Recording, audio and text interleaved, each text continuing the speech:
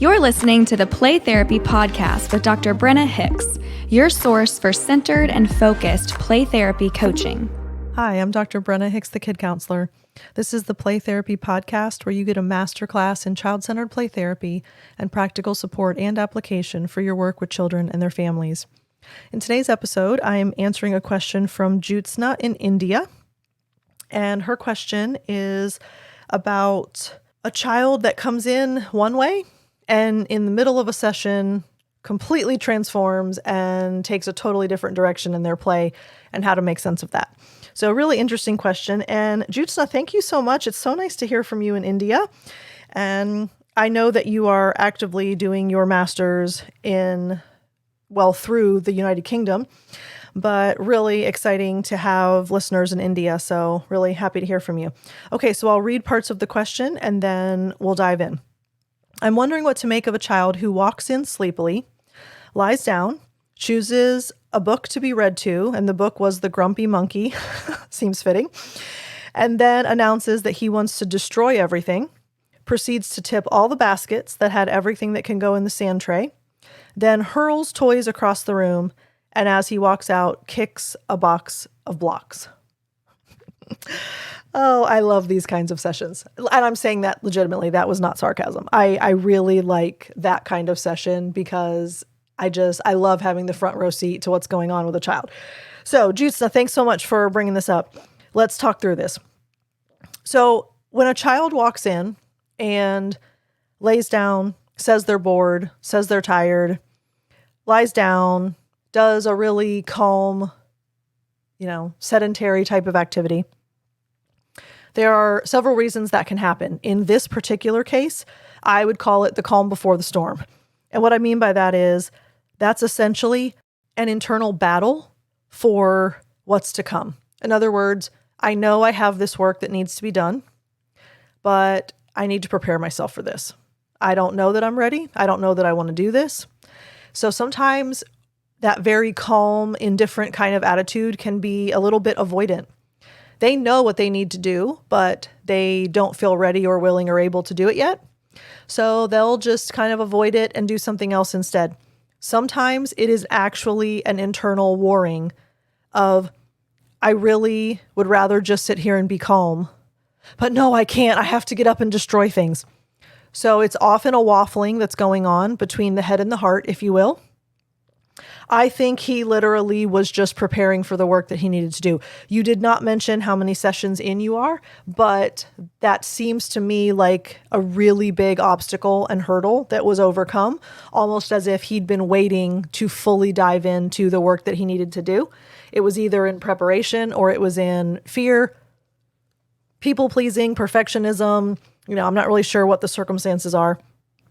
So when he comes in, is sleepy, lies down, chooses a book, and then announces he wants to destroy everything. When a child tells you what they're about to do, and what they're about to do is quite dysregulated, and sometimes it'll just be what they say they want to do. So, I want to pour this sand all over your head. Now, whether the child is actually going to pour the sand all over your head, you never know. It's happened before to me. But ideally, you would like to think that they're just hypothetically saying that. Or sometimes they say, I'm going to, and then they actually follow through and do it.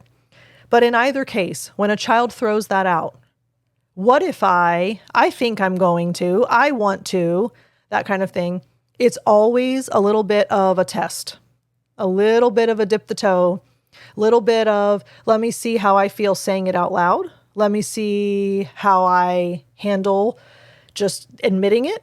Let me see how you respond. Let me see if you react. Let me see if you set a limit. Let me see if there's any kind of relational damage from me bringing this up. It's a testing. And then he proceeds to destroy everything like he said he was going to. And then he starts throwing things across the room. All right, so we see some mess making. We see some destructive play. We see absolutely some aggressive play. I would argue that was an absolute release of so much pent-up junk. So I can almost guarantee you there's angst. I can almost guarantee you there's anxiety. I think there's so much he's been holding on And you have, I use that analogy all the time. A spool can only be so tightly wound. The string can get tighter and tighter and tighter, but eventually it will snap. And the playroom is one of those unique places in a child's life where they actually have an outlet and a channel for all the stuff that they're carrying around. So when a child feels the need to release all that big stuff, it usually comes out in mess making and destruction and aggression, because they're just finally saying, okay, good, I can clear all of this. And parents sometimes are horrified to hear that, especially when you meet with them for a consultation and you mention that there's been some mess making play or some aggressive play, and they go, oh my gosh. And, there's this big reaction. And our job is always to normalize and reassure them, this is exactly what we want. This is what we were hoping for. We know that he needs to release this. We know that he needs to let all of this go.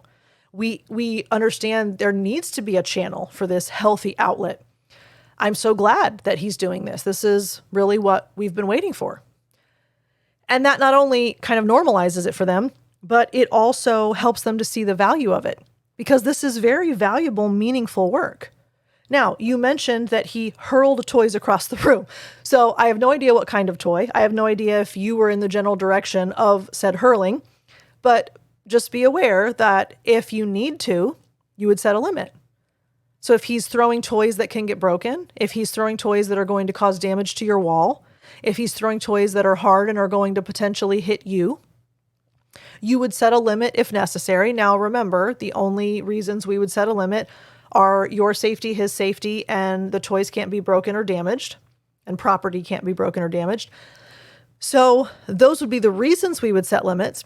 But the release and the aggression and the mess making and the destruction, that's really appropriate and healthy play.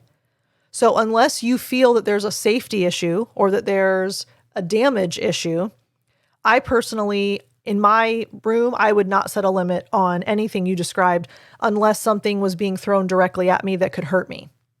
But then I would just provide choices of where he could throw those same toys. So if he really needs to throw something, there are alternatives to that.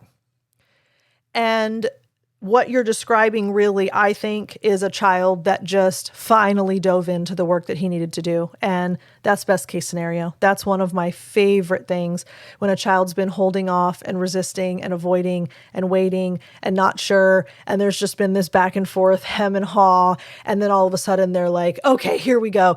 Oh my gosh, I internally celebrate those sessions so much.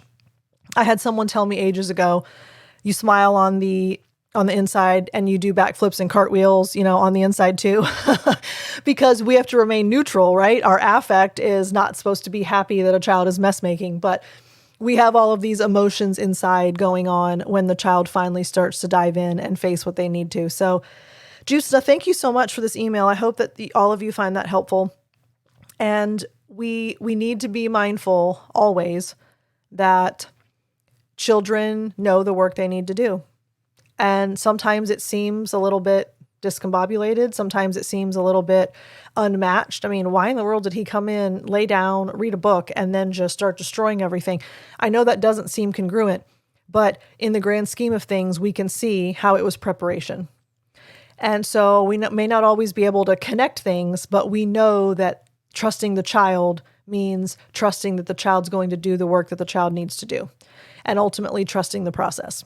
And I think that's what's going on right there. So again, Jyotsna, thanks so much for the email. Please email me, Brenna@thekidcounselor.com. You can also leave a voicemail if you're in the States at 813-812-5525. Love y'all. Great to be with you. Talk again soon. Bye. Thank you for listening to the Play Therapy Podcast with Dr. Brenna Hicks. For more episodes and resources, please go to www.playtherapypodcast.com.